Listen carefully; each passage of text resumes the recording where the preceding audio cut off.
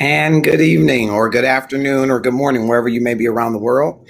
I am Marcus Holmes, and I am the facilitator of the Love and Stuff show on Tuesday nights at 8:30 p.m. Eastern Standard Time. I hope that you will click share and tag some folks to join in the discussion as we talk with a couple of fellas and get some of their fatherhood lessons.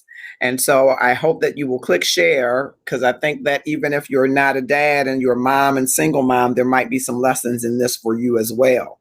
And so I hope that you will click share, tag someone to join us, whether you are with us via restream on YouTube events, Twitch TV, or here live on Facebook on the Marcus R. Holmes page or the Love and Stuff page. Click share and tag someone to join us in the discussion. And while you are doing that, I am going to bring up a picture from our first guest, who is a dad whose son just recently graduated high school. And so I'm going to bring a picture up of the two of them as a kind of an opener to our conversation. And we also have a couple of other gentlemen that are going to join us. So what you're seeing on the screen now is Tav and Marvin, or TC as he is known, Cleveland.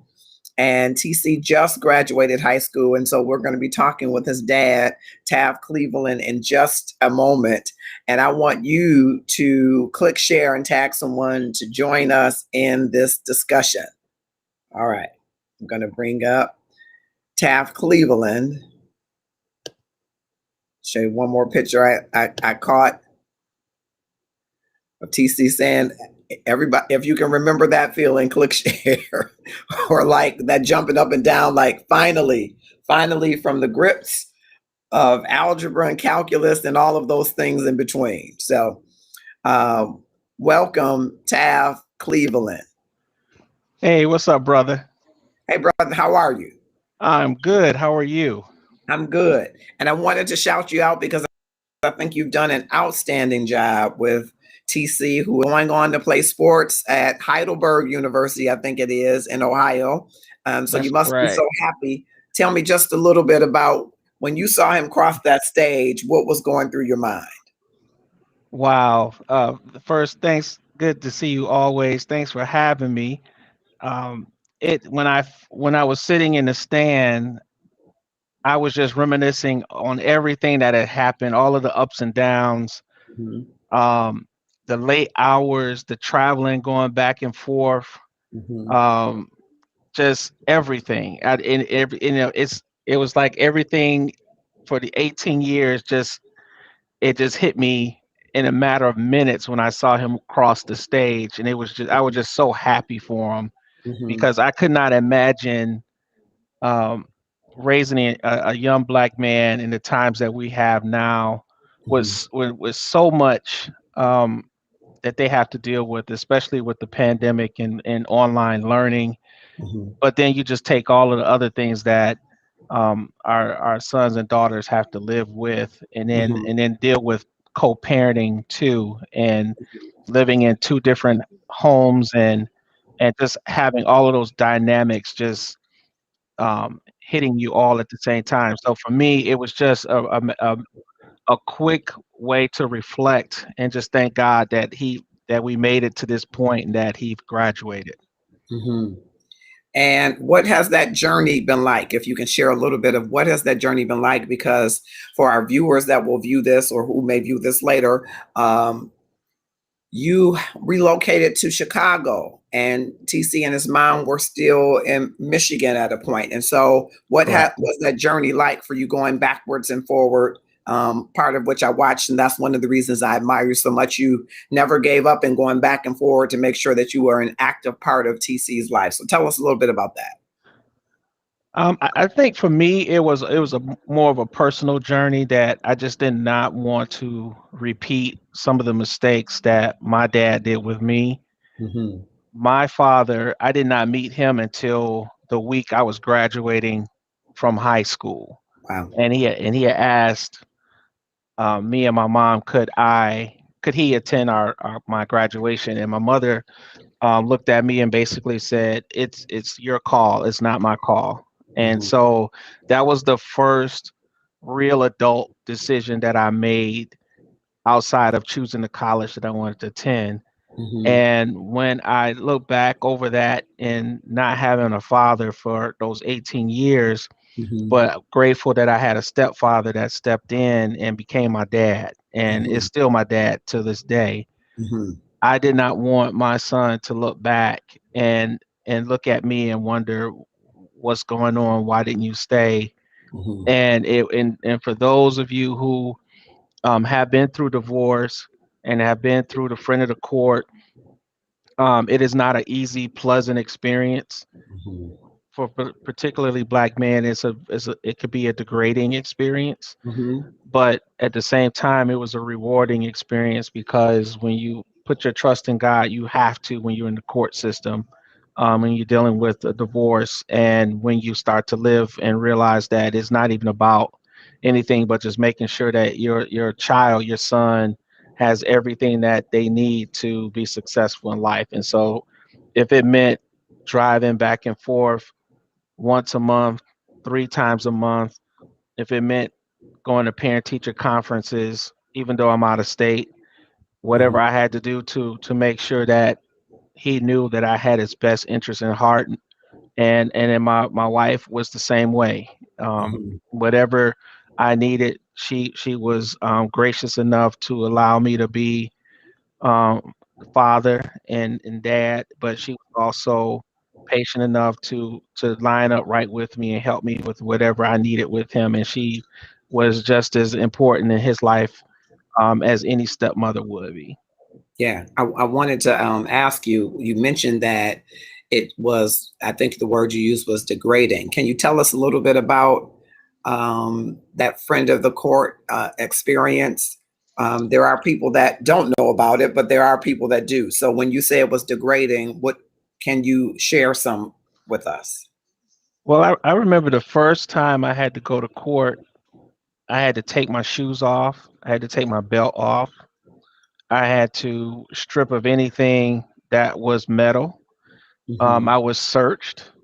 Hmm. And when you are going to court, you don't think that they're going to do that. It was more invasive than going on flying to Chicago. Mm. But it was just that whole experience of just seeing men having to basically um, undress, not to the extent of your pants and everything like that, but just basic items. It was Hmm. almost like you were a criminal before you even could go in there. But Mm. then when you hear the stories of how people react Hmm. with all of the tension and emotion, then you can understand why Hmm. when you go through the metal detector. But it was just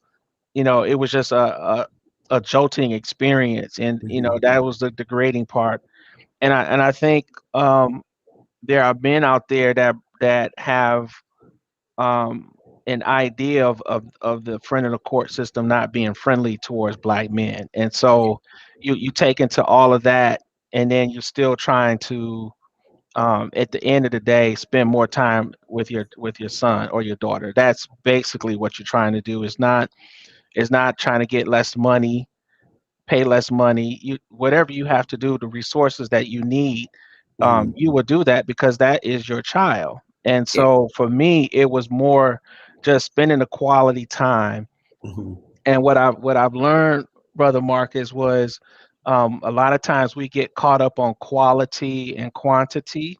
Hmm. And what I've discovered is spending the quality amount of time, even though you want the a quantity of time to be spent with your son, it was Hmm. the quality time that I've learned that was just as valuable, if not more valuable, because um, you know, a lot of times we say, okay, I'm with my son or my daughter, and it's 12 Hmm. hours, but you're on the phone, you're driving, you're watching TV, you're doing all of you're being distracted by all these things that are in front of you.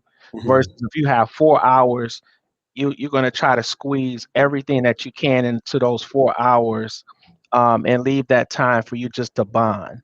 And Got it. so for me, that was what I was handed, and I did the best I could with that time.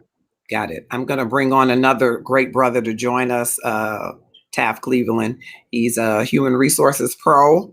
and also a dad. I'm going to show a couple of pictures to cue up his kids. Here's one picture of him and his son when his son was much younger. Here's another picture, I think, of him, his sons and daughters. And then here's a picture of him like you. He has a son that graduated high school. So I'm going to bring on Roger Williams to join us. Mm-hmm. Hello, Marcus. Hey there, Roger Williams. Thanks for having me. It's a pleasure to be here, man. Thank you. Thank you for being here. I want to ask you, since we're in this kind of glow of graduation, can you go back for a minute to graduation when Alan graduated, and what was that feeling? And then I want to ask the two of you a couple of questions that I think maybe our listening audience want to hear. But what was that feeling like when Alan crossed that stage? It was kind of like the brother that spoke. I was really relieved, elated for him. Alan, as you know, we were going through some challenges, being divorced as well on this end, and having to co-parent and having to deal with a lot of the ups and downs of two households with him. To have him finally go across the street. I remember one of the incidents we had, I'm just thinking back, and I told him point blank, I said, you may not go to college like I did, or you may not follow a path I chose, but you're going to walk across that stage. You are going to graduate. That's one thing you're going to do. And I made that clear, and he did it. He said he understood that, and I was really excited, happy to see that. So yeah, I was very elated, very elated. Okay, so I want to ask you all, because both of you have experienced divorce while parenting, what do you do to help to ensure that your son has a good perspective of women and of his mother? Because I would imagine that's difficult to navigate. And were you thinking that as you were going through this? How do I make sure that he understands that you can have wholesome relationships, one with your mother and two with other women, even though maybe I didn't in this particular case? So what do you tell him? What do you teach him as you're living out, maybe going through your own hurts and situations? How do you manage that? Well, what I did is that one thing I didn't want to do with Alan, I knew I was going to eventually get into dating at some point.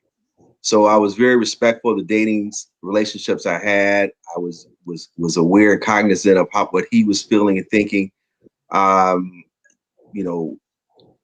Tried to make it an easy transition for him as much as I could. I wish I could say that the divorce early on, as you know, was an easy one. It wasn't. But once we got to a point that we understood we were co-parents down the road, we both were able to edify each other. That was a good process for us. And before Tav responds, I want to ask, just as a follow-up, Roger, how important would you say to folks that are viewing, especially mothers and fathers, ladies, because I know you're going to be on my inbox, but mothers, about the importance of co-parenting to ensure that child is whole, coming to some place? What advice would you give to a mother where it wasn't amicable? I found the same thing Taff did. The friend of the court, as some people say, friend of the wife was commonly called. If you're not prepared with dealing with the fact that it comes down to what's in the best interest of the child. It doesn't come down to what works best for the dad and what's in the best interest of the child. And I would tell mothers who are going through this, don't use parenting time, withdrawal of parenting time, or minimizing parenting time with the dad as a way to kind of even the score. If there's issues there, you never want to do that, because you'll be sowing seeds that later on will be difficult to reestablish if you interfere with that bond. That's one of my biggest concerns that I have. You got to understand that, particularly when it comes to the financial portion of that, child support and parenting time, they're two separate issues, two totally different issues. And a lot of times and I got it. I do understand why a woman would feel this way, is that because you're not doing this on one end, you're not entitled to this on the other end. And that's really unfortunate. And you really shouldn't approach it from that vantage point. You really shouldn't. And Tav, jump in here. How did you keep TC whole while you're going through this situation where maybe it's not as amicable as it could be? What are you teaching him about relationship to ensure he's whole with his mother and to ensure that in the future he's whole with women? That's a tough one. I was just reminiscing on when Roger was talking that before I married Sue, there was probably one relationship that I was in where my son knew about it, Hmm. and I prepared him for it, Hmm. and but I didn't. If I wasn't at a point where I was serious, where I wanted to invite and bring my son along, then Hmm. I didn't push it because I didn't want him to have this idea that I was just going out with multiple women, and that he thought that that was how men would act. And so I thought that I was trying to be as open with him. And at Hmm. the same time, I thought my main goal was to make sure that he always respected his mother, no matter how much we disagreed, that Hmm. his ultimate um, respect for his mom should be there. I always focused on that. Um, and then when I finally got married, I wanted him to see what a loving relationship looked like. I wanted him to observe our conversations and our laughter and having and introducing and inviting him into our space so that he felt comfortable and that he could talk to her even if he never talked to me about certain things. And that's what made me realize that the things that I was teaching him was more about action than actually words, because he was actually seeing me, be kind to different people. Even when I talked to his mom, I always tried my best to explain things in a way that he could understand at a Hmm. teenager's age without feeling like he always had to defend her if it was something that I didn't agree with. And so it was Hmm. always, kind of a we're going to sit in the car and we're going to drive and talk kind of a relationship when it dealt with that. Okay. And um, I was totally in love with my mother. I imagine most boys are in love with their mothers. So you bringing another woman, I can only imagine in my mind if Herbert Holmes had brought another woman, it would be tough for her. And so, um, how have you navigated that if you have a boy that was in love with his mom? How do you navigate that? How would you suggest navigating that? I would suggest that you let that relationship be what that relationship is. Um, like you said, when young boys grow up, the first person that they love is their mother. And so, in a lot of cases, you want them when they grow older, that if they are, romantically involved, that they see that, yes, there is a love and a respect that you have for your mother that hopefully will transcend to the person that they are dating.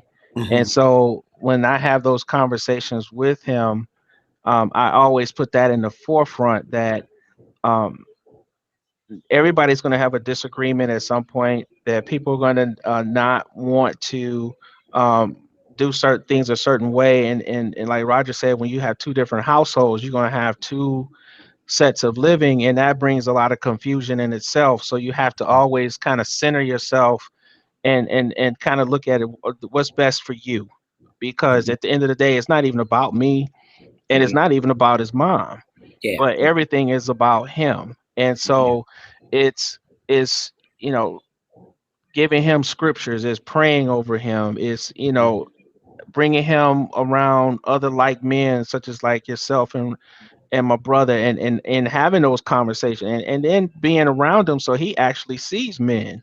Hmm. He see men get frustrated. He see men laughing, talking Hmm. about the games, and he sees them talking about women. Not in a nasty way, but in a way that's respectful, and Hmm. in a way that's challenging for men. Yeah. So when he sees that, then you're actually inviting him to another level of manhood training that says, you can love your mother. There's nothing wrong with that. But Yeah. at some point, you're gonna grow and like to love someone else, and you're gonna Yeah. see some things differently. Yeah. Let me jump back quick because I was going to ask you the same question I asked Roger. What advice would you give to mothers where there are two separate households, you're co-parenting? What advice would you tell them not to do or maybe to do? Taft. Oh, you talking to me? Oh, Yep. Roger answered it, and I just wanted to double back to have oh. you. I'm sorry. Repeat that the question one more time.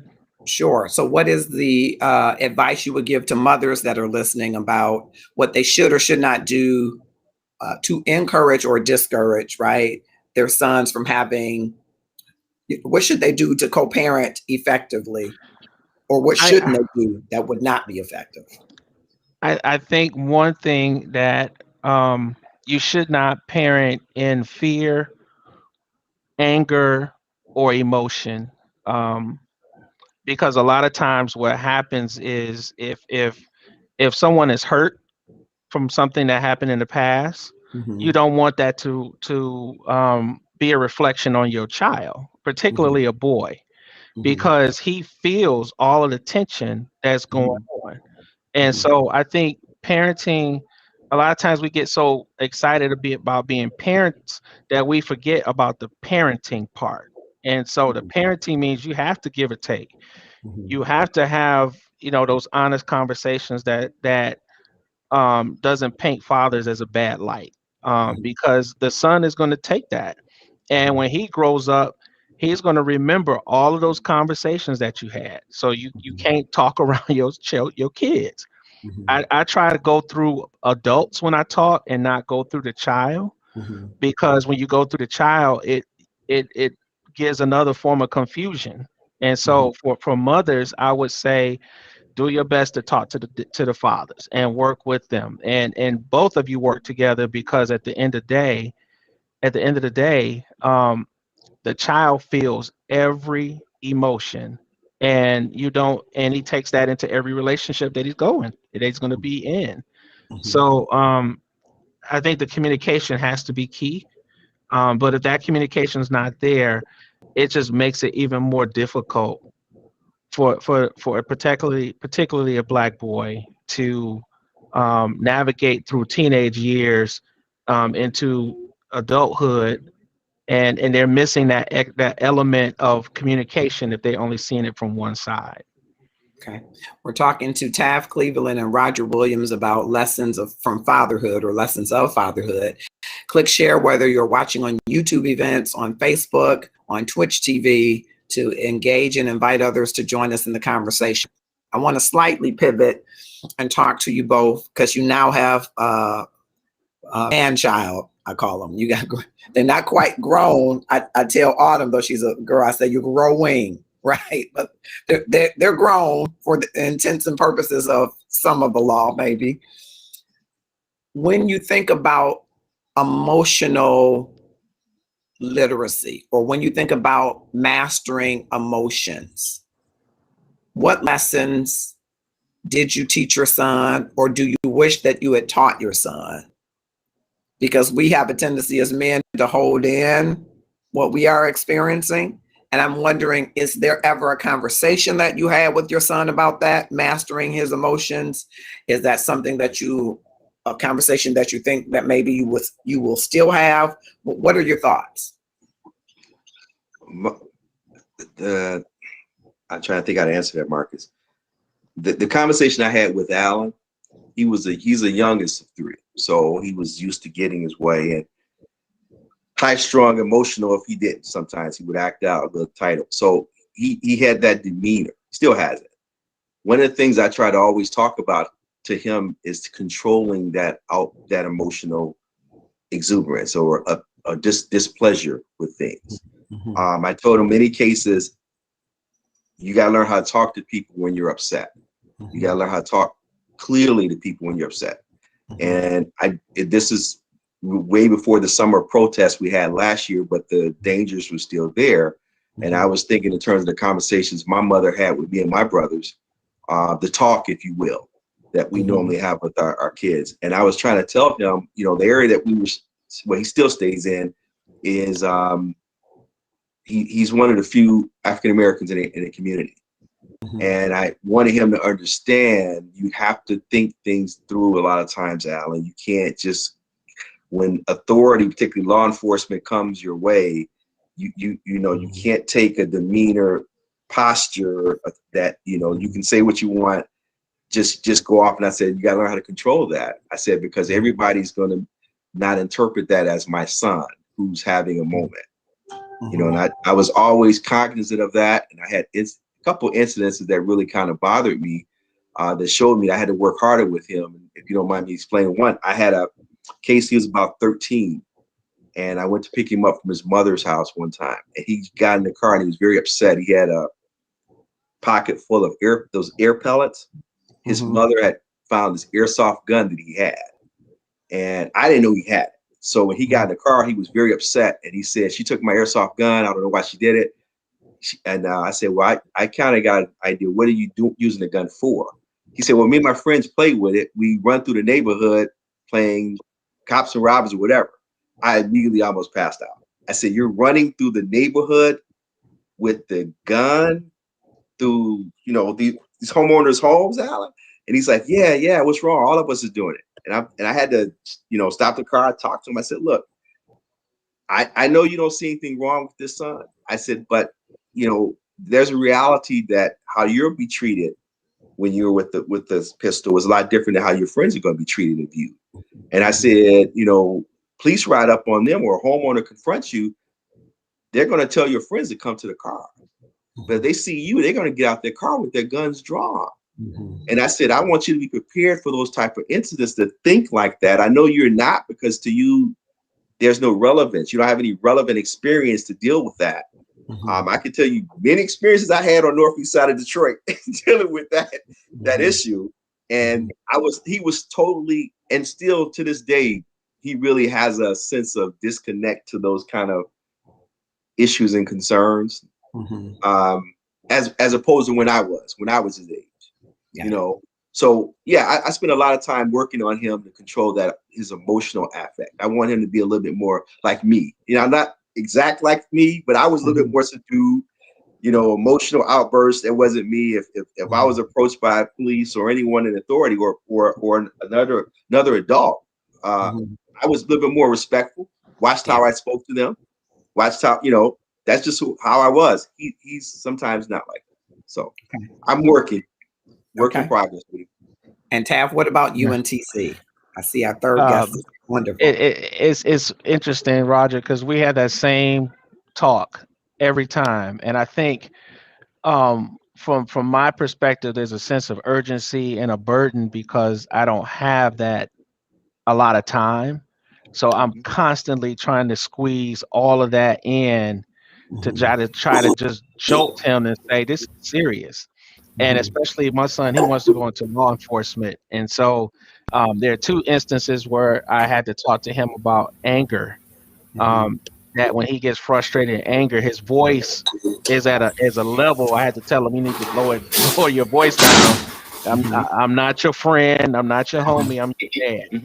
And when he's at that point, that frightens me, because if you're going to be in law enforcement, from either side, that escalation from 0 to 100 needs to be managed and not escalated to that point. And then I always teach them too to not make any decisions based on emotion, because a lot of times as even as men, we can get so riled up in defense of what we want to do, and we make a decision that, you know, we think is right at that moment, without just kind of taking a step back and looking at what are the consequences, or not even the consequences, just what does this look like if I was to just calm down.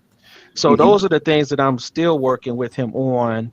And I'm praying that when he gets to college in the fall, that those are the types of decisions that when he finds himself in a situation that he wants to make an emotional decision, that he'll take a step back and hear my voice or hear somebody else's voice say, okay, kind of chill, let's kind of think this through before you make a decision on emotion. Okay. And TaMuk Scruggs has joined us. Uh-oh. We lost him. What happened, TaMuk? You lost him?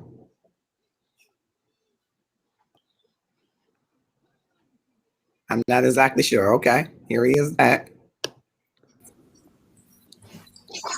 All right. He's back. TaMuk Scruggs has joined us. And TaMuk, you're kind of like Roger. Roger has some daughters too. So I'm going to show a quick picture of your daughters.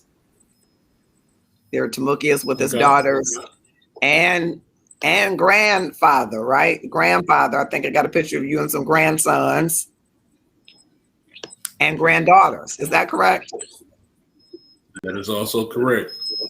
Yeah. So I want to ask him a double back because I asked a question or about, I think Roger characterized it as friend of the wife, friend of the court. What have you done as a dad to ensure that your daughter saw their mother or mothers as maybe not someone that you were less than amicable in relationship with, right? How have you balanced co-parenting in that regard? Well, my situation was a little different. So when my oldest daughter's mother first separated, it was, that was it. We went through the court situation, and then, we kind of went our separate ways. She started seeing somebody else and went on about her business. TaMuk, when you say the court situation, do you mean the friend of the court? Yeah, friend of the court. Okay. So, because I was raised, my uncle put into me, he's like, listen, whatever you do, go to the friend of the court. He's like, don't wait, go to the friend of the court. Don't let them have to come find you. Go take care of your business. Otherwise, you're going to get the short end of the stick. So I made sure that it was my business to go to the friend of the court so that I can make sure that I had my rights, so I could make sure that whatever payments I had to make in any of that was all worked out. Got you. But it's Yeah, I think he's having some connection challenges, it appears. And so we're going to double back to him.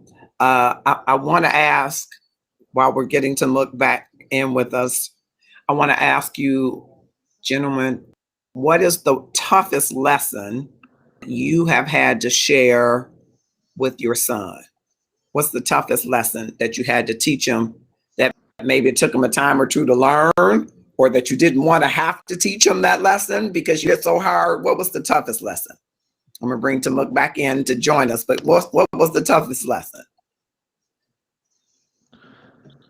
My toughest lesson was for him to ask me why didn't he and his mom and myself work out,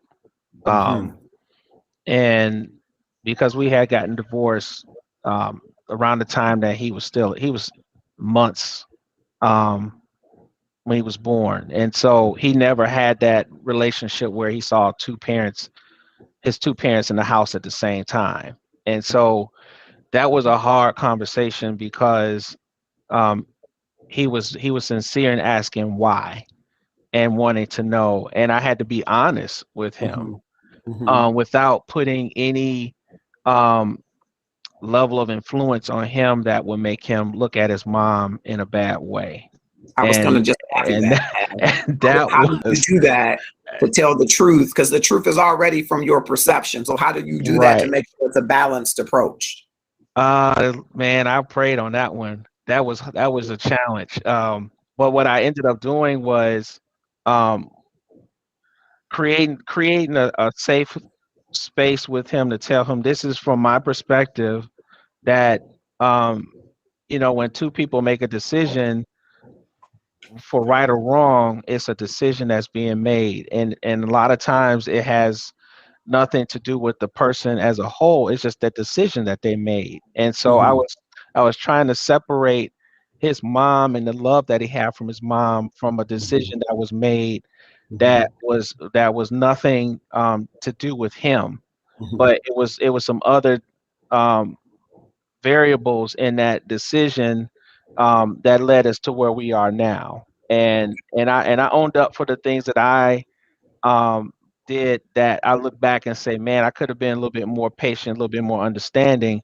But then there were some other things I let him know that as a man, there are certain things you just can't compromise. And so from that standpoint, I was trying to let him know and when he grows up to be a man, that yeah, you're gonna have decisions that you're gonna have to make, but make sure that they're based on, some truth. Make sure it's done based on some facts, Yeah. and then live with the consequences. Okay. And before Roger jumps in there, I just want to go to the comments and acknowledge all of the folks that are commenting. I hope that all of you have clicked share. We're talking with Taft Cleveland and Roger Williams. And of course, I think Andrea saying hello, Roger. I think she only said hello to Roger. So, Tell us hello. hello, Andrea. We are all here, but you can say hi to Roger too. We appreciate that. And we're talking about lessons of fatherhood. And so, Roger, same question to you. I think my situation was more of a discipline issue, Marcus Taft. What happened is he was probably about 16, 17, and Alan, we've always babied out. So he's always seen the good dad, fun Cosby dad. He's always seen that in many respects. He got into a situation where he was doing something that I told him he wasn't going to do or bring into our home. So it really got heated and physical, and I think that was probably the hardest moment with him, because he realized that his dad was not just his dad. His dad was a provider and a protector, if need be, of the home. And I tried to. We talked afterwards about it. He was hurt and upset, but it was more hard. It was actually harder on me, because I didn't have to, sometimes you don't, there's a lion. Every man has to be a lamb or a lion. That's how I look at it. Sometimes you're called to be a lamb in those situations. And then sometimes you got to be a lion. That's just the way that it works like that. So he always saw the lamb part of me that was kind, gentle, and guiding, nurturing. He didn't see the protecting, serious, that these are certain things, the line in the sand that you're not going to cross here. You're just not. So I used that moment to try to teach Alan to say, look, you might not understand why we got into it, why I was so worked up about that, but you got to maintain peace. If anything, a man's got to maintain peace and discipline in his home. When everyone lays down in that home, they should be going to bed. No matter what happened at school, what happened at work, when they come in that house, there should be a sense of security, peace. I'm at rest. And you got to maintain that atmosphere. And I explained that to him. Come in late, all that. That's no. We can't have that. We just can't. So that was my hardest situation with him. Was that incident we had a couple years back. Okay. And you mentioned something that I want to pivot to next. It's kind of a good segue, the lamb and the lion, because you're raising men. And so these men are going to one day probably make you grandfathers, hopefully proud grandfathers, right? And so what are you teaching them about this lamb and lion, or what are you teaching them about how they're going to develop love, cultivate love, be love, how to be tender, when to be that protector, when to be stern, how are you developing that? Or did you develop that in them? How did you go about that? I'll let Taft go first. Go ahead, Taft. We're going to try to get TaMuk in one more time. There we go. All right. I was like, go ahead. No, go ahead. I was gonna say, I try to look at the analogy of my son plays football, and he plays running back and linebacker, and there's a certain level of just make sure I catch up, make sure everybody's back in. For some reason, freezing up and buffering out. But yeah, so you got to make sure your connection is strong. So Yeah, Tab it's is showing responding full to the progression. question. Okay, TaMuk, you got to double check your Wi-Fi connection because that's what it's showing me. Your signal is not strong. That's what's happening. So while you're checking into that, Tab, I'm sorry, go ahead. No, I was going to say that it takes an aggressive level of thinking from a running back to a linebacker, and I try to use that analogy with him that in life, yeah, there's certain times where you have to be aggressive, but then there's some other times where you're just going to have to allow things to come to you, in a kind of in a lamb way where you're not being passive, but you're working towards a goal, but you're allowing it to happen versus there's sometimes when you really want to get something, you have to really aggressively work hard to try to achieve that. And Mm-hmm. I try to use that from a perspective of being a scholar athlete, Mm-hmm. and so that he can start to develop um, those patterns of thinking and living so that if his grades are behind, he knows he's not going to play football. And Mm-hmm. so um that in itself is going to teach him life lessons that, if he wants to be this dog of, playing on the field, then that's going to make him more aggressive in learning how to get better grades. What does he have to do? He has to study. He has to find, different tutors or whatever he needs to do that. I'm Mm-hmm. trying to instill that in him so that he's not leaning on dad. And Gotcha. so that's And, what I was trying to do for him. and let me delve into that a little bit more because I know you talked earlier on. He gets to see the love that you model out with Sue. So I'm Yeah. kind of trying to ask you, what have you taught to him, or has your talks been about him being maybe softer as he's going into relationships with young ladies, but still firm? What have you taught Right. him about that balance of the lion and lamb? Oh yeah, I've taught him the balance of that you have to have it, because you can't just be one sided all the time. Mm-hmm. And even with Sue, there are times when they have their own little conversations, and she'll come Mm-hmm. back to me and say, um, like for example, just yesterday we were at a restaurant and the whole family got together for the first time in Mm-hmm. probably 15 years. It's been Mm-hmm. a long time. And Mm-hmm. that was what he really wanted, was for Mm-hmm. all of the family to be together. And so we were running behind and Sue was already there waiting. And so he came out and talked to her and told her it's Mm-hmm. okay for you to come in. And it's just that level, of maturity, Mm-hmm. that we've been talking to him about this for years, Mm-hmm. but a lot of times I haven't really said anything. I just kind of Mm-hmm. just did it, Mm-hmm. and that let me know that he's watching and he's listening. And Mm-hmm. so for me, that was the balance. Gotcha. That was the loving part, that he saw her, he went to her, and a lot of times, kids feel, torn because they Mm-hmm. love their mom, but they also have respect and love for their stepmother too. And Mm-hmm. there's no, you can't equate the weight to it because Mm-hmm. obviously he loves his mother more. Mm-hmm. But a lot of times I've seen it where, children will diss the step parent because they heard something that the mother said, or Mm-hmm. they seen the reaction of the mother. And so, so for him, I validate his mom for, for not instilling that in him, that he Mm-hmm. still had the opportunity to go see her and say, "Come on, no, we're inside the restaurant. Don't, you have to sit here." And so that was that kind of like the balance that I saw on his Okay. side. And Roger, I want the same for you. And I know, just personally, I know that Alan is now an adult and has already, started dating and stuff like that. So what did you teach him about the lion and the lamb? Um, Again, as Taff said, it was just an example. Again, I'm not going to pretend to tell you. You already know, Marcus. The divorce was difficult. You know, I learned the hard way, Taff. Let me just say that I learned through the trial and error part of this what not to do.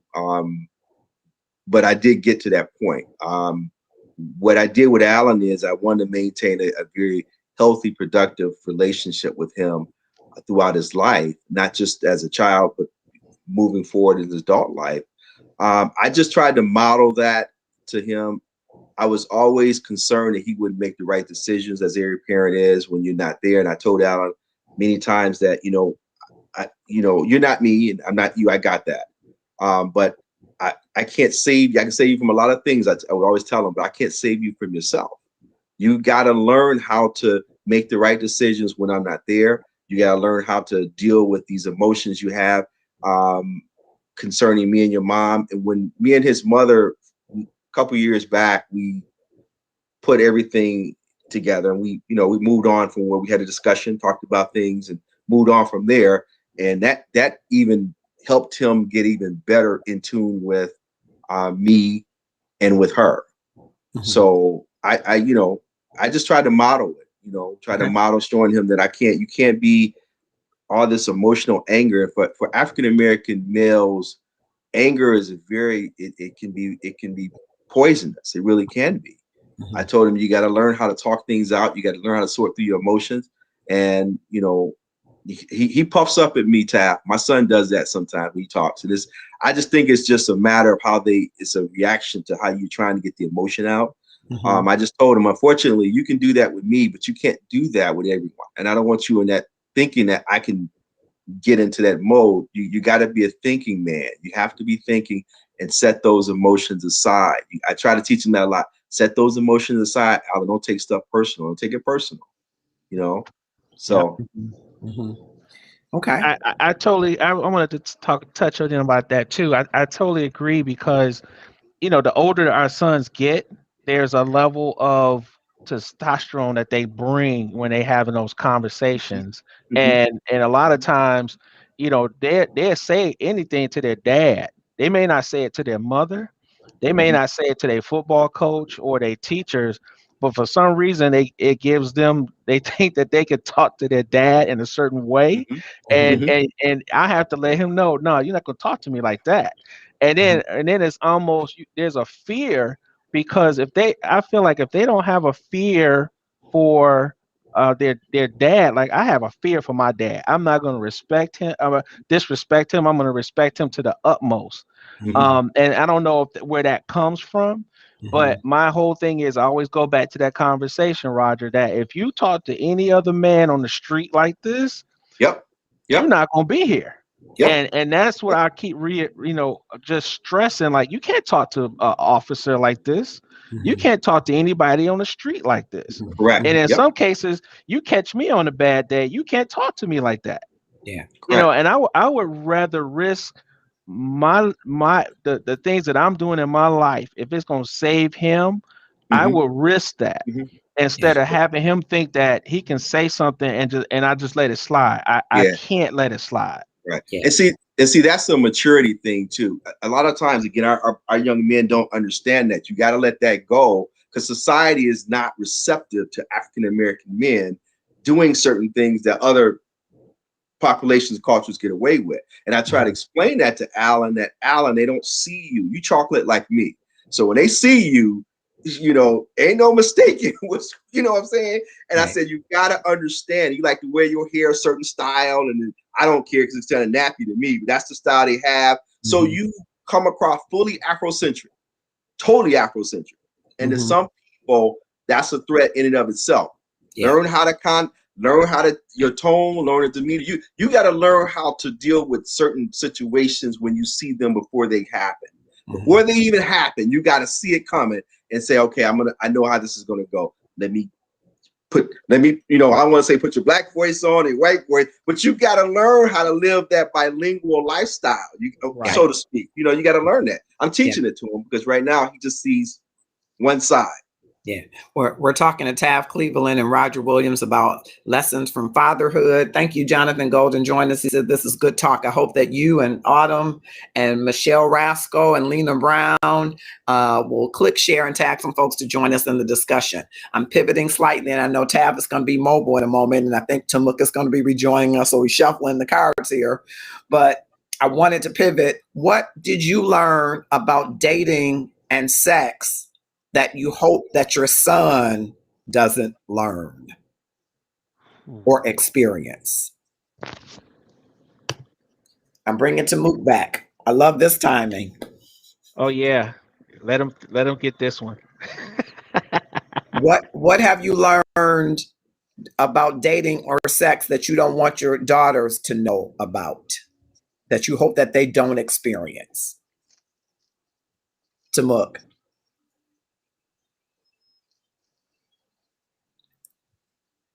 Now he looks like he's frozen. Don't tell me you're frozen on this question. Trying to get my mic on.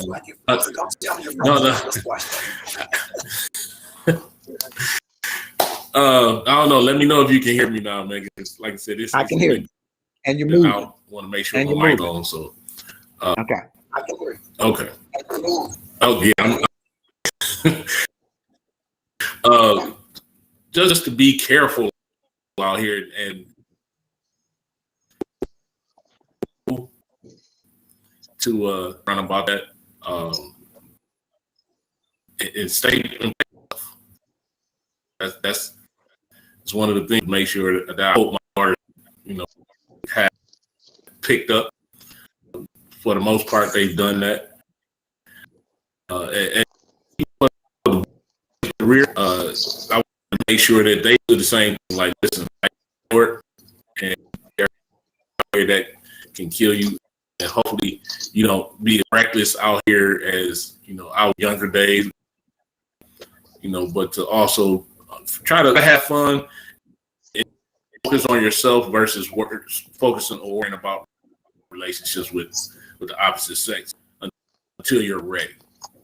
Where you don't have a bunch of children out here, a few different people, and you don't hurt anybody else, because you don't want to hurt anybody else. You want to try to, at least in some point in your life, have a love relationship, because that's how we create loving families. So we damage families out here to be. A moment ago, you were almost as close to a good connection as I can get you. So wherever you were a moment ago, stick there, because you were almost close to a good connection. Roger, I want to ask you the same question. I got bits and pieces of TaMuk's what he was saying, and I saw you start to shake your head. What would you say? Because you had two daughters as well, bonus daughters, I'll call them, and a son. What did you learn about dating and sex that you hope that you don't do that? In terms of my stepdaughters, I want them to have a healthy sense of self-esteem. I want them always to know that what their self-value is. I don't want them, when we're together, I tell them that I love you, so that guys would walk up later on and that would blow their mind, that some guy tells me he loves me. You can have a healthy love relationship with a male, and it doesn't have to involve sex. It doesn't have to be anything where you have to give anything. I would still want to impart that to them. And in fact, the oldest girl just had a grandchild. I mean, had a baby. Congratulations. Yeah. So thank you. So for the girls, that's definitely what I want them to have. I want them to have a healthy sense of self. Same thing for Alan, but to a different degree. I want Alan to understand this response. And I tell him this all the time. He stays with his girlfriend. Just to let the audience know that, what you create, you got to take care of. And, you got to be mentally prepared to do that. I try to explain that to him all the time. It's not just about a physical dropping off money or diapers. If it comes to that, it's a physical giving of yourself. That's that lamb portion. You got to be sacrificial. You're going to have to give some stuff up. You have a child young, you're giving a lot of that young stuff you would normally do up. A lot of those parties up, a lot of those late night hang outs up. That's the sacrificial part that comes with that. But I would impart that. I impart that to him all the time. To let him know that will happen if you make that decision. Consequences. You as I say, you're free to make any choice you want, but you're not free of the consequences that come with it. That's just the way it works. I want to ask you, fellas, what would you say is your biggest mistake that you think that you've made as a parent, as a father? What's the biggest mistake you feel like you've made? I got a list, man. Well, just pull the biggest one, whichever one is biggest in your mind.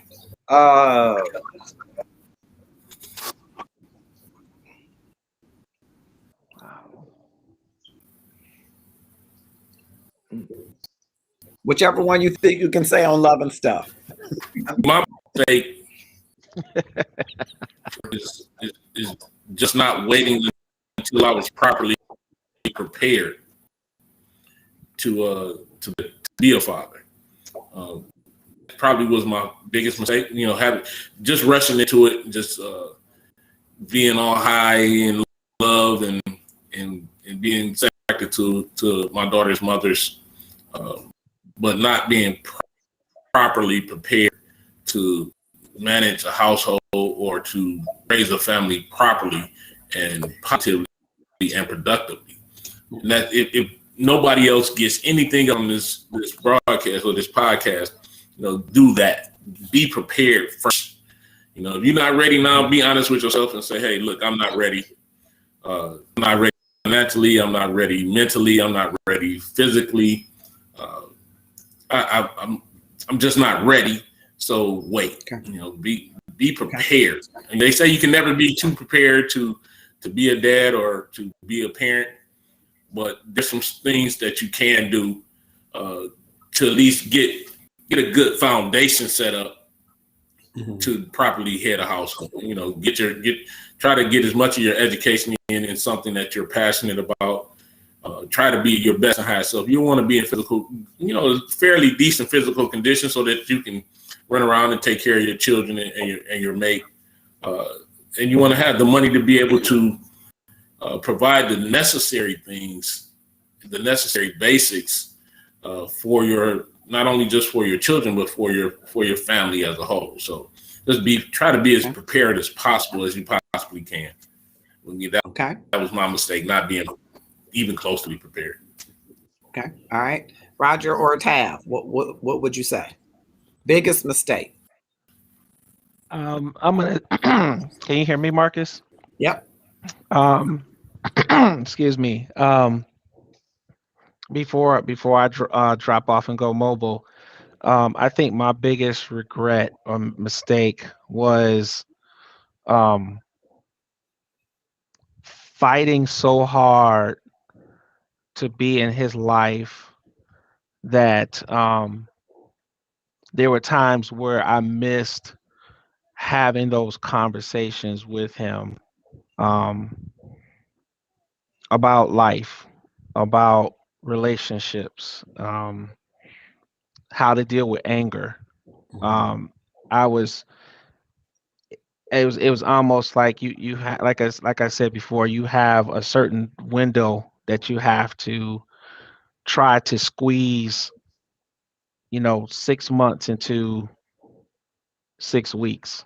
And a lot of those times you're not thinking, okay, I want to hit these things. You're just so focused on just spending time.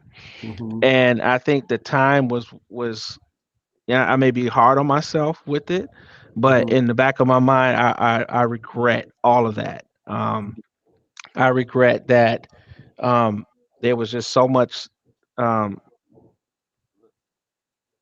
it was just the toxic conversation in this. The atmosphere was so tough dealing with him and his mother that I wish that could have been a whole lot better. That I think it would have helped him kind of navigate instead of thinking that he has to always choose between sides. That to me is my biggest regret. Okay. And Roger? Well, when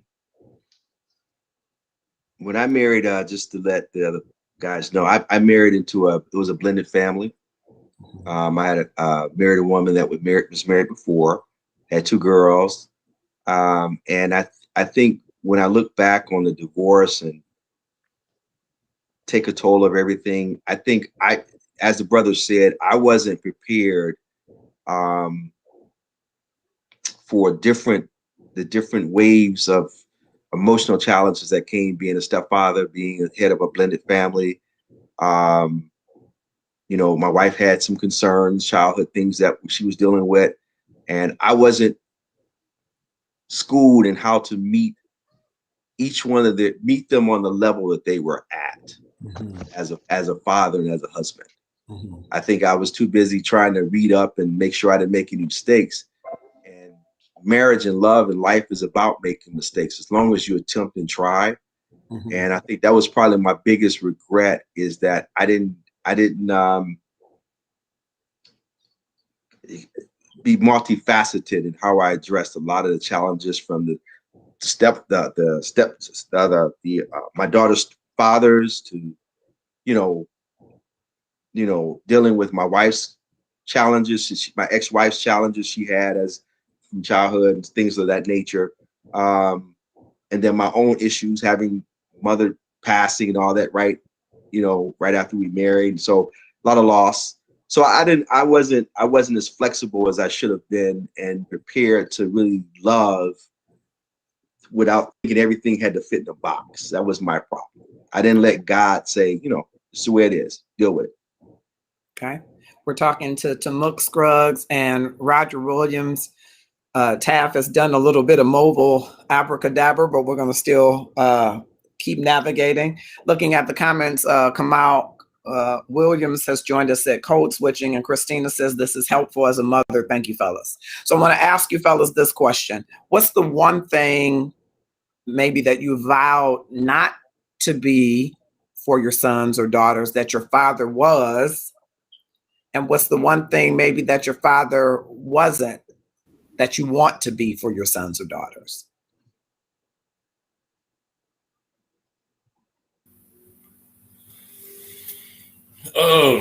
One thing that I wanted to be a part of a major part of my daughter's lives as an active father.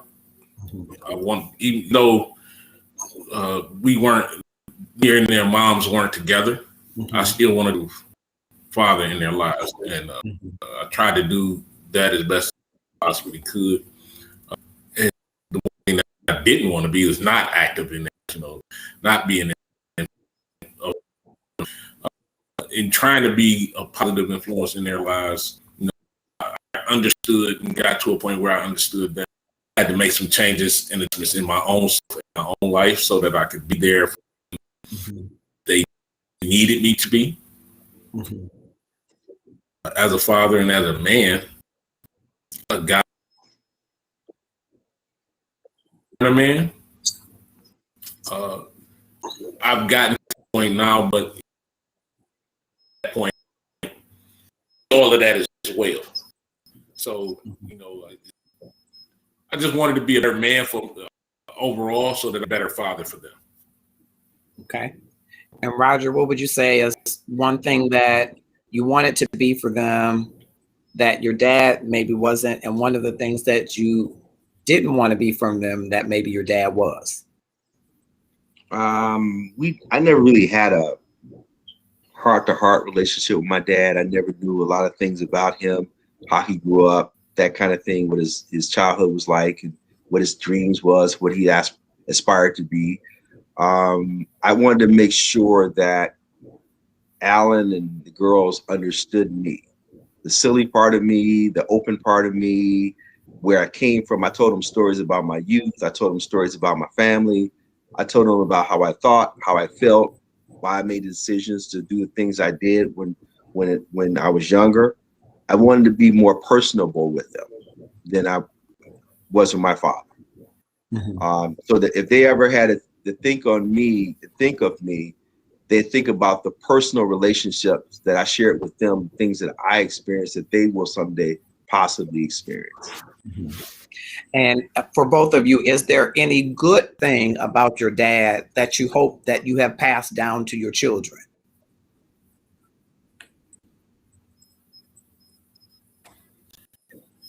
Far as from my father, I hope that the down in me about heritage, legacy, as well as Black community, just the fundamental principles of Kwanzaa. I hope that at some point my daughters continue that on through my, and hopefully get it's about individually. And, hey, look, as a Black family, we can try to continue to set a higher standard for community as a Black family. And I hope they get that. That was one of the things I worked on in trying and being a separate family. You know, those are kind of things that I wanted to pass on to them about continue to keep the families together and picking good mates for that to happen. So hopefully they'll get that. Even though my father, that was something I got that from my father. Even though my father didn't stay in the right, I got that from my father. Even though my mother and father went their own separate ways. So he kind of said, "Hey, listen, you know, your mom and I aren't together, but this is the importance of that. And had I known this back then I would have worked on being a better father and better man to keep that together." Got you. And Roger, any good thing that you can think of from your dad that you hope to have passed down or feel like you have passed down to your bonus daughters and your son?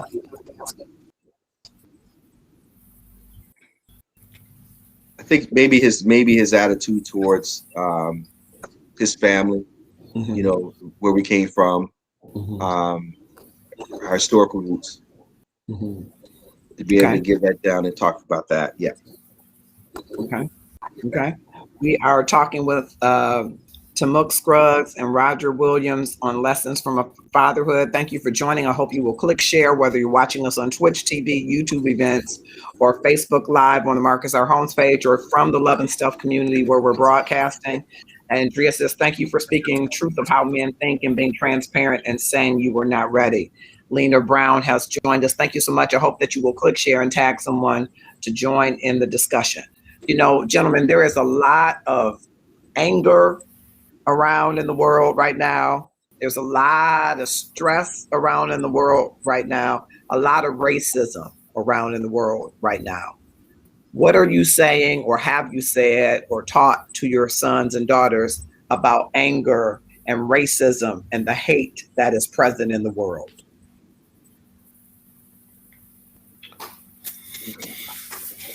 Well, I told Alan that he needs to be aware of the times. He needs to understand that what he's seeing is history in many respects, but it has implications on a national level, but it has implications on a local level involving him.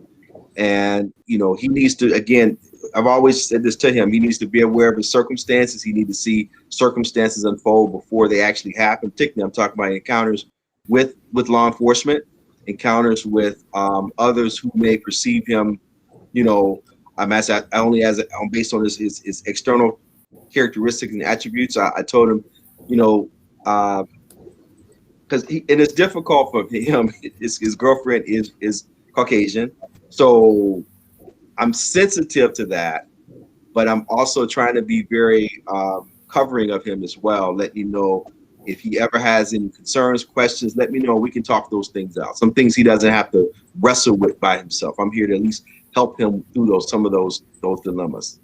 And Roger, when you say you're sensitive to that, is it because of the world in which we live in, or when you say it is? His reality is different than my reality. His experience base is different than my experience base.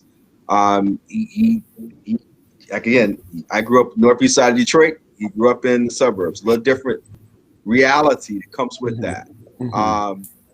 So I know he's going to go through some things. He's probably already have gone through them, being where he's at, and he's handled them the best way he can. I'm just hoping that if he ever has need to, nothing serious, that he can't de-escalate. Let me say that it doesn't get dangerous, involving his harm threat to him, but that we can talk about some of those issues that he's dealing with, because it's hard to navigate this life. It's really hard. It's just in general. So I'm hoping, you know, I'm waiting just in case he ever wants to talk, that we can talk. Okay. And Bernita Nene Bradley says, let this be a whole show anger. Stay tuned. We'll serve that up. TaMuk, I want to ask you the same question. Anger, strife, stress, racism. What are you teaching your daughters? What have you taught them about navigating in this world? Right now, we've been having conversations about just working on self, because a lot of things that get blown out of proportion start with the individual and how they handle their anger and their reactions to that anger. So, we talk about counseling first, but on a larger scale, we talk about just trying to make sure that you understand the power of love. Because, I've said it before. We talked about this. Love is the one thing that must survive, and it's the only thing that's going to overcome hate. So, hopefully, if we can get enough people to love internally, then externally we can always overcome the hate. So, regardless to racism, regardless to the hate and all of the things that are going on out here in the community, hopefully we can have those interactions with those individuals so that power of love outweighs the bull, because at some point we're all human and everybody has to recognize that. Even whatever reason you don't want to accept the fact that I'm because I'm Black and you're not Black, you still are a loving individual because you love somebody even of your own race, but you must be able to show that same kind of love for others as on a basic human nature level. So that's hopefully my daughters will get that and practice that. But I'm definitely trying to teach love to my grandchildren so that as they grow up in this generation and in this time, that they can work on that we've gotten them to this point. Because fortunately, like bro said, his son, he didn't grow up in the suburbs, but his son did. And hopefully those types of shifts will help to make things a bit better, as well as understanding, hey, listen, even though up here in the suburbs, the plight of those that don't grow up in the suburbs is still happening. And without love, individuals in the suburbs who have different resources versus in the hood, as long as we can combine those things, then there's greater opportunity and greater chance to stamp out hate through love without having to resort to as much violence. Yeah, you sound like a love evangelist for sure. That's good stuff. Good stuff. I am, man. I ain't just out here for, for the gals, bro. You know what I'm saying? I'm out here for the love. It's about the love.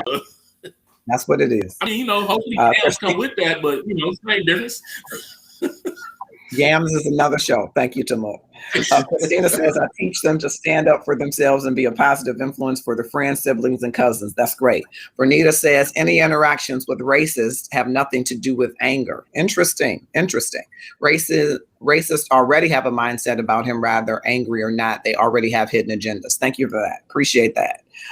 Interesting. We'll have to talk a little bit more about that position there.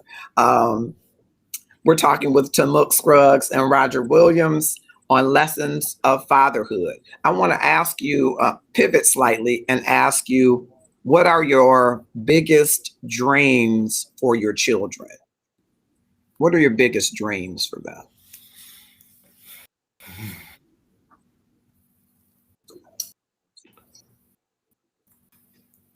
To be happy.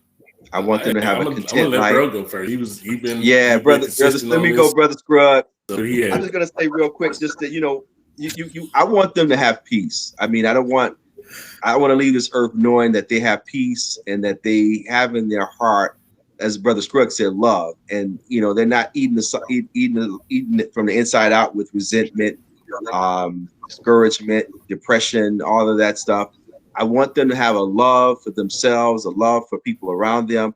I want them to be at peace, no matter what state they're in. They may not achieve any of the things. They may not be where they want to be yet, but I want them not to be in a position where they feel despair and helplessness in their spirit and their soul. Yeah. Okay. And TaMuk?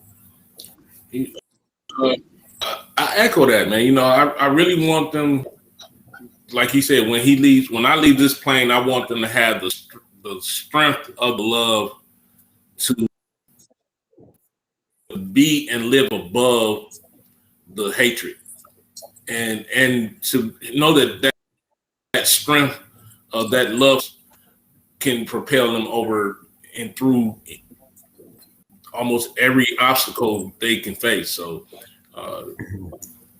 that's what I hope to lead them, make sure that they learn it, and as well as my grandchildren, strength of that love to overcome. Awesome. Now, as we go on into our last segment, I had an outstanding dad, but I was like Alan somewhat, Roger. I didn't know I had an outstanding dad. I had more education than him, so I thought I was smarter than him. Today, I know he was the smartest man alive. I didn't know that back then. Almost everything that he ever said came true. And most of the things that he ever said, if I were a gambler, I could bet you on them and win. I mean, all of the wisdom, sage advice, some of it that I didn't position myself to listen to when I was Alan's age, but great dad. But I realized there are so many single mothers out here who are fathering children. So I want to talk to you about what are the lessons and or advice that you would give to single mothers about rearing their sons when there is no presence of a dad. What advice would you give them about helping this young man deal with the things we talked about, like anger and sex and dating and being prepared and mastering emotions? What's the advice that you would give single mothers who are being mother and dad, where there is no father figure around?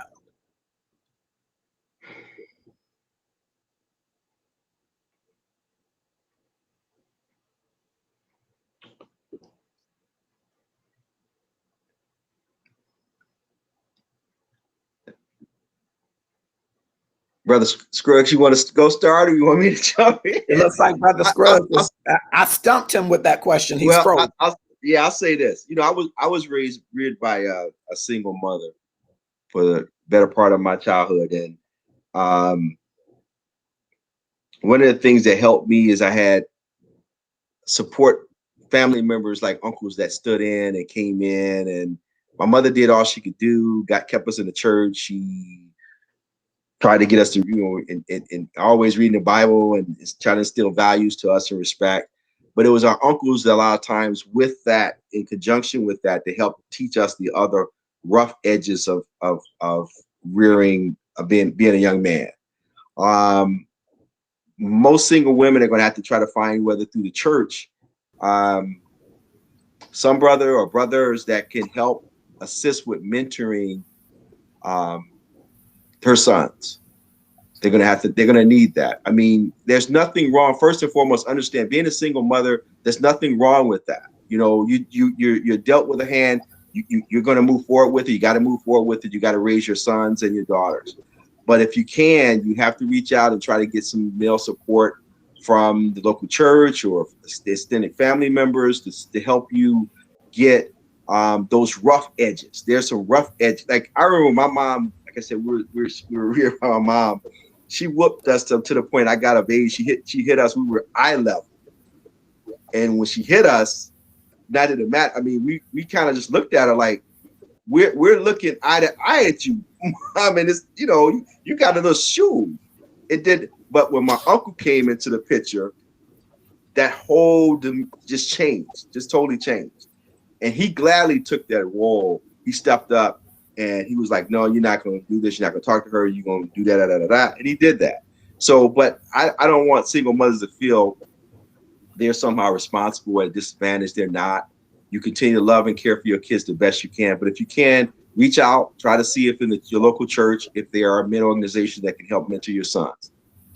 And before I go to TaMuk, I just want to ask a follow-up to that, Roger. What things would you tell them to look for in these guys? Because there are all kind of people out there, That's right? Correct. That's true. Some that want to get with the mama and they don't really want the kids. They want the mama, right? You have to might not have become whole men themselves, right? That's what correct. Would you tell single mothers to be on the lookout for as the kind of traits that they should look for in this kind of mentor? The way you would look for anybody around your kids. I think you don't just assume because a man is a male anatomy that he's the right person. That's correct. For your child, you got to be spirit led. You got to pray on it. You got to be observant. to the relationship. Continue to talk with your kids, your sons. But you're absolutely correct. In this day and age, you can't assume because the guy he's a man that has your best interest at heart, or the best interest of your son at heart. I'm sorry, best interest of your son at heart. Mm-hmm. So I would say be spirit led, led of spirit when you're grooming mentors for your son, and God will provide. I do believe that. And observe your son, interact with your son, talk to your son, see how that relationship is going. All right, and TaMuk is frozen. So as we get ready to go into, he's unfrozen. Okay, you got the freeze going on. Okay, TaMuk.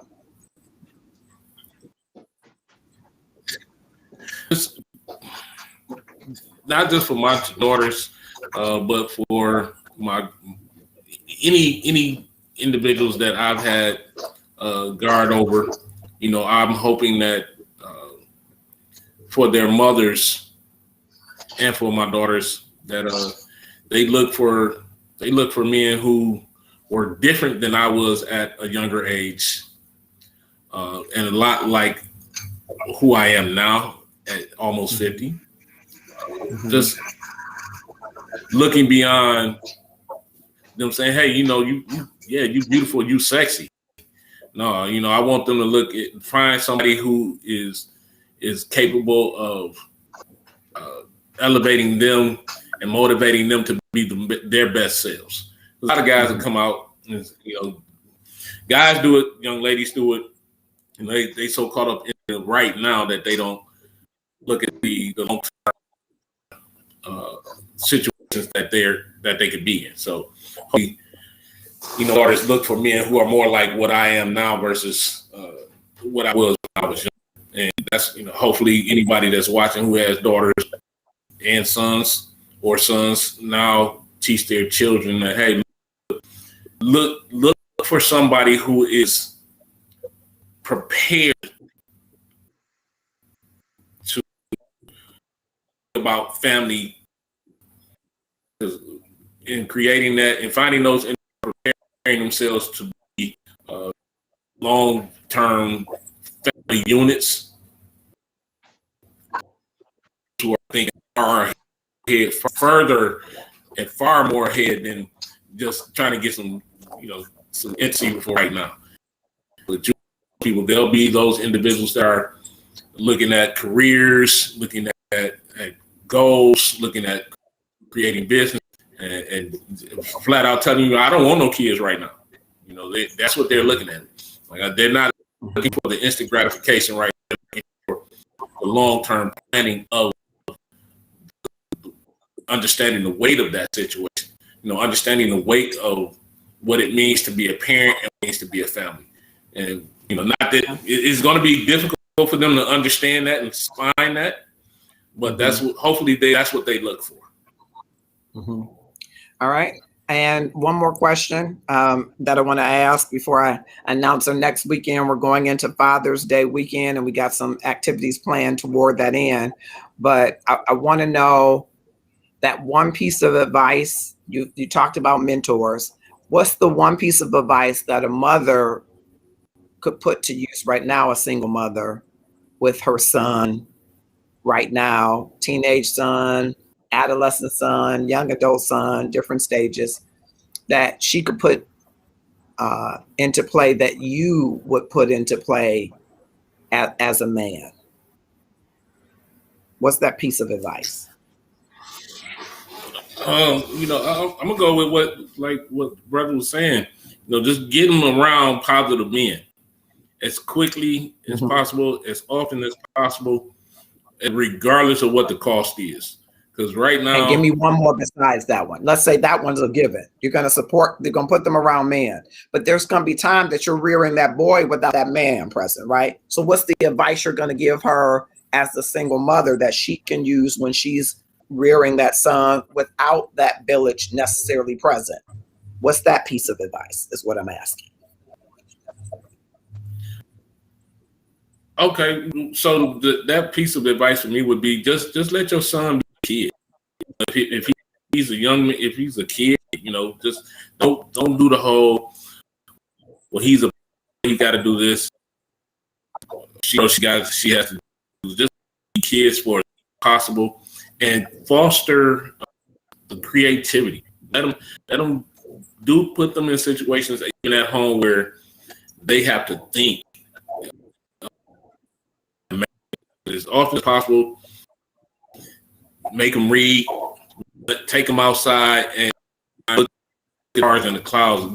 Take them to where they can see beyond the city lights. Get them a telescope, get them a microscope, so that great and big beyond them in the skies and great and minute things, below them through a microscope. Because those things will help to imagination and thought process for the future, so that they can think, not just be forced into this role of, oh, I'm gonna be a man one day, so I got to do this. I got to take out the trash. I got to cut the grass, stuff like that. They're gonna get bombarded with that a lot as they get older. And for their young men, just reiterate to them that you are greatness, and that, hey, look, you're gonna make some mistakes, but it's going to be okay. You can live beyond those mistakes as long as you understand that, hey, don't go out here and just do nothing stupid. Just understand you have a family, you are part of a family, and there are people out here that really love and care about you, regardless to what other people say or may act like. Yeah. I love that part of what you said, and I love all of what you said, but part of, especially, let them be kids. Let them be kids, because I think sometimes when it's a single parent, especially if it's a mom, that boy becomes a man and man of the house much sooner, and he understands stress and all of the stressors that go around that much sooner, and it makes him not have that room for being creative. We grew up with touch football, which was never really touched on my block, or Foursquare, or we, hide them, go get them, judge me, do judge. But we played all of those games. You had to use your imagination. You had to get out. But we don't do that so much with kids today. We don't let them be kids. So that's what I really love about that, among many things. Roger, what do you add? What's that piece of it? I agree with Brother Scruggs. You are a mother. You are a mother. That is your child. Be a mother and a child to him. Most of our greatest leaders, whether spiritual, political, have been led, shaped by their mothers. I don't think it needs to be something special that you have to do with the young man. You love him. He's going to watch your temperament. He's going to watch how you handle things. He's going to watch how you run your house, just like he would if the dad was there. Love him. Spend time with him. Sit down, maybe watch a game with him if possible. Do those things that he likes to do that you can do. I mean, some of the music stuff, of course, I get it. I'm with you on that. But just love your child. Again, like I said, being a single parent, there's no sin in that. Unfortunately, a lot of households, that's the way it's set up. He will grow. He is not your surrogate husband, though. Let me say that. He is not the surrogate boyfriend. He's not that. He is the child. He is a child. He'll be a man child. You have to prepare him as though he will be someone else's wife. So you need to think like that. He needs to be responsible. He needs to be responsible. No slack needs to be given to him. No slack. If you're not giving slack to your daughters, definitely not. You want to give everybody's equally same responsibilities. Treat them as that. Love them as a mom. You'll be okay. Keep them in the Lord. Keep them tightly breasted to the spirit, some spiritual warmth, and he'll be okay. He'll be okay. And to your point about preparing him to be somebody's husband, when he becomes somebody's husband, is there something, or in preparation for that, is there something that she should add to the stew, to the pot, that would help him? Well, he's gonna. You heard the term that guys want to marry women like their mothers. It's the attributes that they're used to. It's the attributes that they see. The consistent attributes of, you don't do this in mama's house. Mom expect you to talk this way. I don't respond like that. It's those attributes he needs to see. He needs to see you in control with your emotions and under control as much as possible in certain situations. He needs to see that. He needs to understand that the rules don't change. Mm-hmm. They don't change. For him or anyone else in the household, they stay the same. Now, and to that point, don't go overboard with feeling like you have to be a drill sergeant with him. Just love him. Have consistent rules, consistently tell him, consistently lead him, consistently, and he'll grow. He'll grow. You train him up that way. Okay. We'll be right back.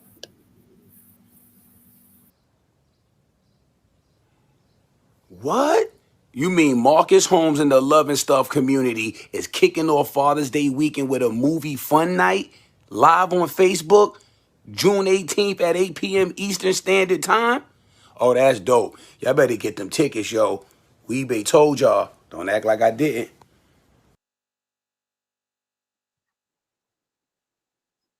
And so you don't want to miss our Father's Day weekend next weekend, starting June 18th with movie night.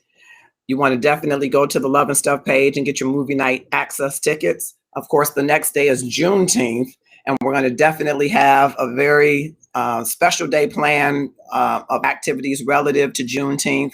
And then on Father's Day afternoon at 4:00 p.m., we're gathering all of your Father's Day tributes and videos and putting them in one great show, because we want to do Father's Day as big as we did Mother's Day, ladies. So we want brothers and sisters to send in about a minute or two of video about your dad or that male figure who was your father figure, because we want to highlight the contributions of the father.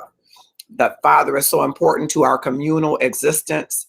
And it's right, there are houses that don't have fathers, but they have uncles, as you heard Roger saying. They have grandfathers, like TaMuk is a pawpaw. They got pawpaw and papas, and they got people that are helping to rear them so that they will be productive adults. And so we want your best expressions about your dad, about your grandfather, about your uncle, so that we can include them as we culminate this weekend, next weekend, which starts again June 18th at 8:00 p.m. Eastern Standard Time.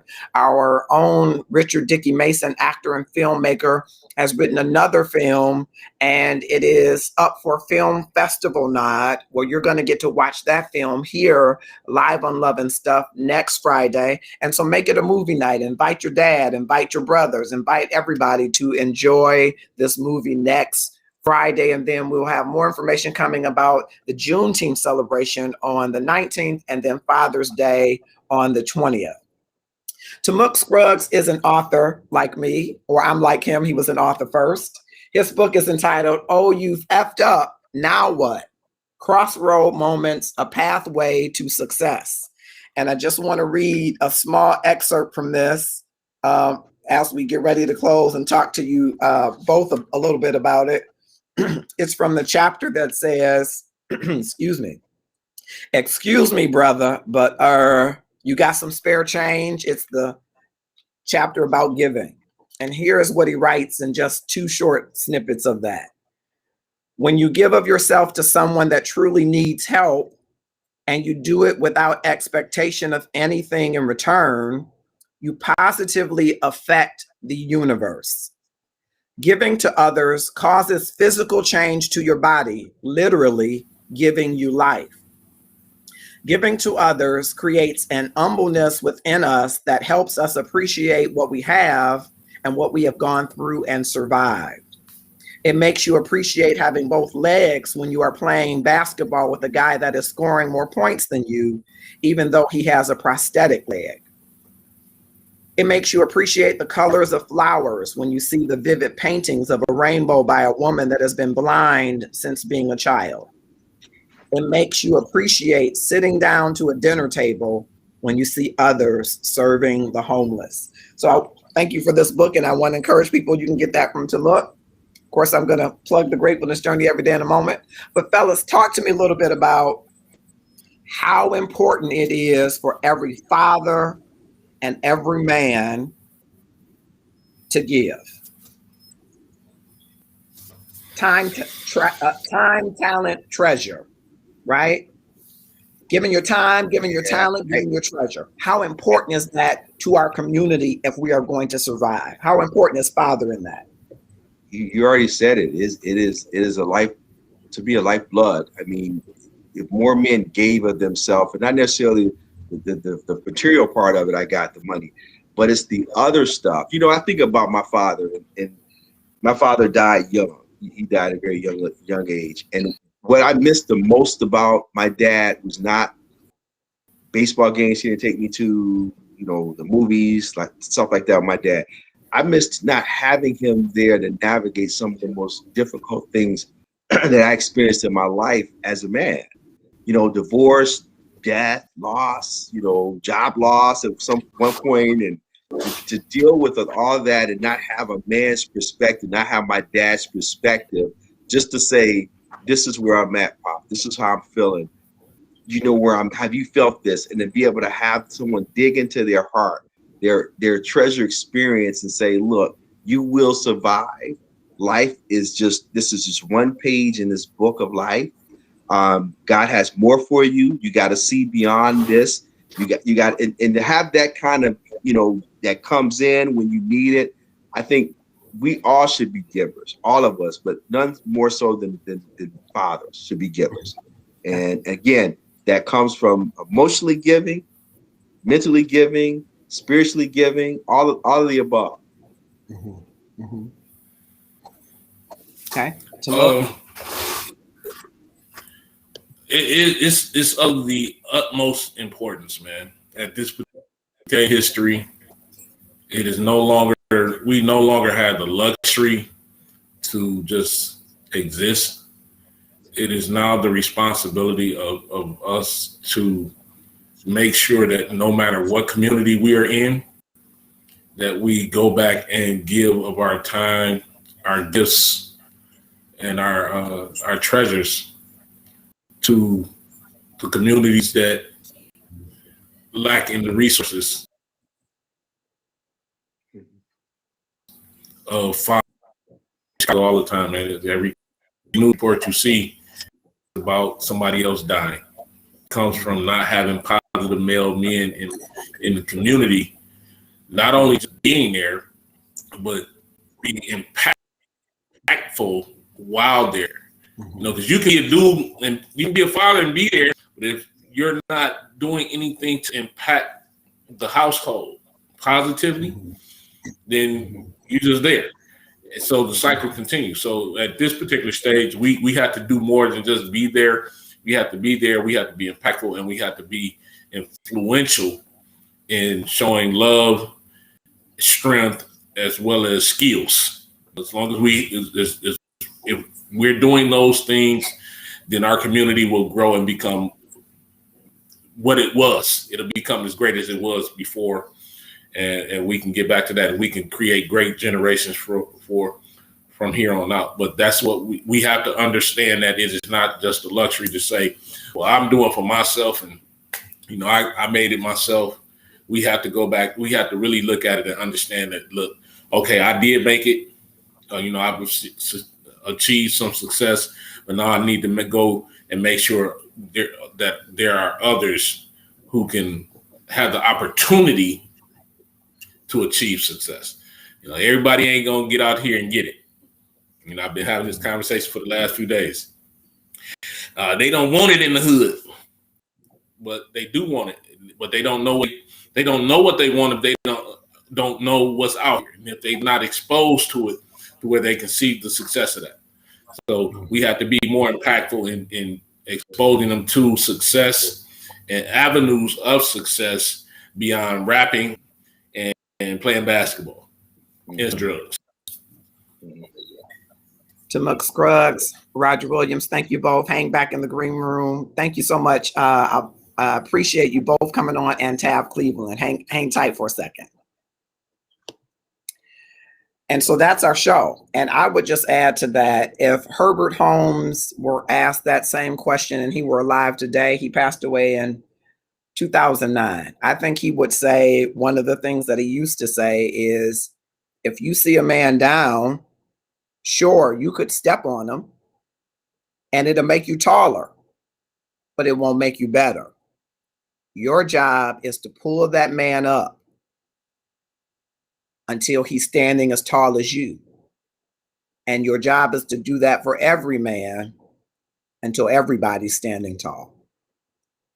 And so I hope that in our community, because there are fine, good brothers like Roger Williams, Taft Cleveland, TaMuk, Scruggs, who are fathers and grandfathers who are doing the best that they can to also be mentors and leaders in their respective areas and communities to make a difference in our world, even where there are single mothers that maybe don't have that same support or resource, that the Love and Stuff community will help to build that resource for you so that there will be brothers available to help be mentors for your sons or help to be some sage advice that you can deploy for raising a son. You heard Roger say he was reared by a single mother. TaMuk had his father early on, was reared.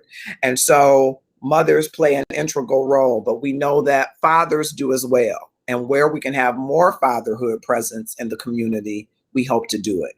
So as we go into the next week and we start to come upon Father's Day, our hope here at Love and Stuff is that we'll celebrate fathers and celebrate the men who step up to be fathers, the men who are fathers, and the men who are surrogate fathers for so many.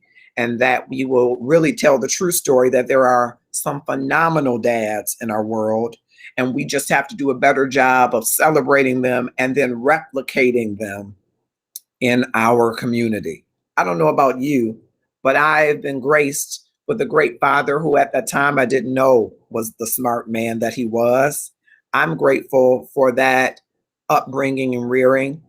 And even if you haven't had that relationship, there is probably some man around your circle of relationships who's impacted your life. Take some time to celebrate him. Take some time to memorialize those parts of him that we should be sharing in the broader community so that everybody has the experience of the time, treasure, and talents of a great man. Click follow to join us on the Love and Stuff page. Of course, the Gratefulness Journey every day is available on Amazon, on iBooks, on Kobo, and Barnes & Noble. You can get your copy. It is 4.8 out of 5 stars on Amazon. Keep supporting us and writing reviews. We really appreciate that. And we're hoping that you will join us starting next Friday, June 18th at 8:00 p.m. Eastern Standard Time for our special movie night, and then Saturday for the Juneteenth celebration, and then Sunday for Father's Day. So it's a Father's weekend, and we invite you and all fathers to join us. And on this Saturday at 11:00 a.m. Eastern Standard Time, join Kamal and Felix, Love and Stuff's newest group. It's a sports talk show, Kamal and Felix on Sports Talk. So they're talking of all the things NBA, all of the people that you thought were going to win that didn't. Come and talk about it on Friday. Talk the sports talk with them on Friday and on Saturday, and have a grateful rest of your week. We'll see you soon.